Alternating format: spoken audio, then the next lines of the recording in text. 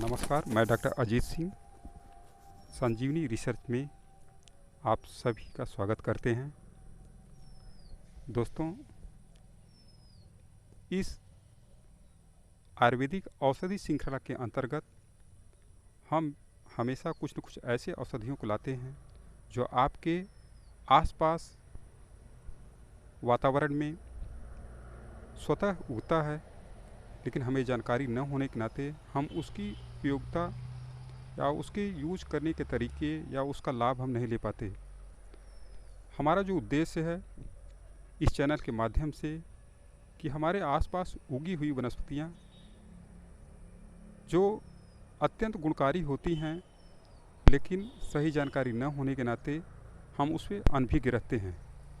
तो हमारा प्रयास यही है कि आयुर्वेद में उगी हुई इन दिव्य औषधियों से आपका परिचय कराए, जिससे आप उसका सही उपयोग कर पाएँ।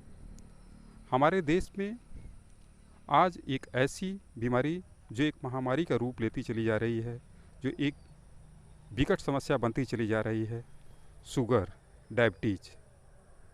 तो दोस्तों, हम आपको बता दें कि हमारे शरीर की पैंक्रियाज ग्लैंड से स्रावित बीटा सेल से स्रावित होने वाला इंसुलिन हार्मोन जब पूर्ण रूप से स्रावित नहीं हो पाता तो हमें इस बीमारी की समस्या हमारे सामने आने लगती है। आज हम इसी बीमारी से रिलेटेड कुछ औषधियों के बारे में चर्चा करने जा रहे हैं, जो कि बहुत ही कारगर सिद्ध हो रही है। हालांकि आयुर्वेद में ऐसी ढेर सारी औषधियां हैं जो शुगर पे काम करती हैं। शुगर पर काम आने वाली इन औषधियों को हम पार्ट वाइज, श्रृंखला वाइज, कड़ी वाइज हम पार्ट 1, पार्ट 2, 3 के तरीके से रूपों में हम आपके सामने लाते रहेंगे। आज स्क्रीन पर आप जिस प्लांट को आप देख रहे हैं, अपने आप में यह एक चमत्कारी औषधि है।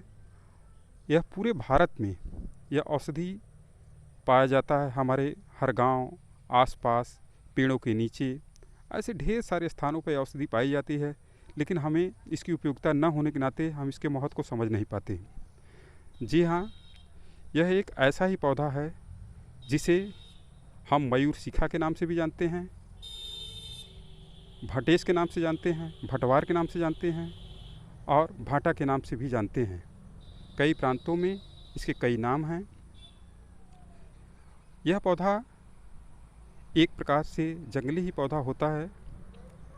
आयुर्वेद ग्रंथों में ढेर सारी औषधियों का द्रव्य गुण में इसका वर्णन मिलता है, लेकिन कई ऐसी औषधियां हैं जिसका वर्णन नहीं मिलता है। तो इन्हीं औषधियों से यह भी एक ऐसा औषधि है जो ग्रामीण वैद्यों के द्वारा प्रचलन में था, लेकिन उन ग्रंथों में इसका विशेष वर्णन नहीं पाया जाता। लेकिन उनके प्रयोग और उनके अपने पेशेंटों को उपयोग कराने के बाद जो परिणाम आए हैं, उस पर आधारित यह वीडियो हम आपके सामने लाने जा रहे हैं।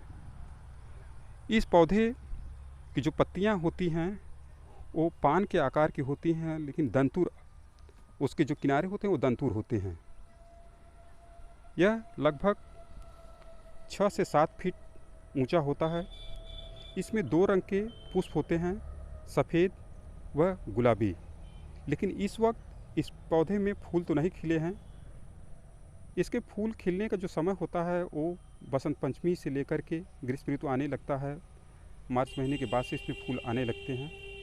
तो इस पे दोनों पौधों का के पत्तियों का प्रयोग कराया जाता है शुगर के रोगियों पर। तो दोस्तों, इस पौधे के यूज करने से पहले हम बता दें कि शुगर के जितने भी रोगी हैं वो अपने दिनचर्या का सही पालन करें, वो अपने खान पान ये सही ध्यान रखें, परहेज को रखें, और कुछ आसन जैसे मंडूक आसन है, पश्चिमोत्तासन है, मत्स्येंद्र आसन है, इन आसनों को भी अपने लाइफ स्टाइल में शामिल करें। और परहेज को रखते हुए अगर इसका सेवन करते हैं तो 100% परिणाम आने लगता है। इस औषधि के इन परहेजों के साथ अगर इस औषधि को हम लेते हैं तो 1 हफ्ते में ही हम देखते हैं कि एक अच्छा परिणाम पेशेंट को मिलने लगता है और उसका शुगर लेवल डाउन होने लगता है। इस औषधि को लेने का जो तरीका होता है, इसके ताज़े पत्तियों, जो कोमल पत्तियां हैं, आप देख रहे हैं जो कोमल पत्तियां हैं, इसको 4 से 5 पत्तियों को लेकर के आप किसी खरल में कूट लें या उसको पीस करके 15 ml बना करके प्रतिदिन सुबह खाली पेट अगर आप लेते हैं तो आप देखते हैं कि 1 हफ्ते में ही शुगर लेवल डाउन होने लगता है। साथ ही साथ इस पौधे का जो अन्य उपयोग है, अगर किसी प्रकार से दांतों में पायरिया लग रहा है तो इसका आप यूज कर सकते हैं। इसके काढ़े को बना करके आप गरारा करते हैं तो उसमें भी फ़ायदा होता है। साथ ही साथ अगर किसी को दांत दर्द होता है तो उसमें इसके पत्तियों को, कोमल पत्तियों को ले करके उसको मसल लें और कपूर के थोड़े से पार्ट को या पिपरमिंट के पार्ट को ले करके दांतों में दबा लेते हैं तो एक अचूक औषधि के रूप में दांतों के दर्द पर तुरंत कंट्रोल होना शुरू हो जाता है, उसका दर्द तुरंत आराम होने लगता है। साथ ही साथ इसमें इसका जो गुण होता है वो कटु तिक्त होने के नाते इसे रक्तशोधक भी होता है। अगर किसी को फोड़ा फुंसी होता है तो उसमें भी हम इसे यूज करा सकते हैं। दूर दराज क्षेत्रों में जहाँ पर भटेस का या मयूर शिखा का यह पौधा नहीं पाया जाता है तो वहाँ पर हम इसके पत्तियों का पाउडर बना कर के भी यूज कर सकते हैं, लेकिन यह सबसे ज़्यादा गुणकारी इसके ताज़ी पत्तियाँ ही होती हैं, जिसे हम खरल में कूट करके पीस करके पानी के साथ 15 ml पर डे अगर लेते हैं तो हमें काफ़ी शुगर लेवल को डाउन करने में बहुत बड़ा रोल अदा करता है। साथ ही साथ दोस्तों हम आपको बता दें कि शुगर बढ़ने का जो कारण होता है, स्टेज भी अपना एक कारण होता है। तो आप प्रतिदिन अगर योग साधना, अगर योग को भी अपने लाइफ स्टाइल में शामिल करते हैं, साथ ही साथ जंक फूड, फास्ट फूड, इन सारे फूड को भी अगर आप अवॉइड करते हैं तो निश्चय ही आप देखेंगे इस औषधि को का जो लाभ होता है आपको अवश्य ही मिलेगा।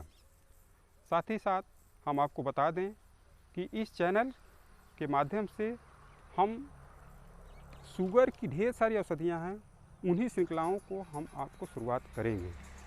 इन्हीं ढेर सारी जानकारी के साथ दोस्तों इस चैनल को लाइक, सब्सक्राइब और कमेंट सेक्शन में जा कर के इसकी फ़ायदे के बारे में ज़रूर शेयर करें।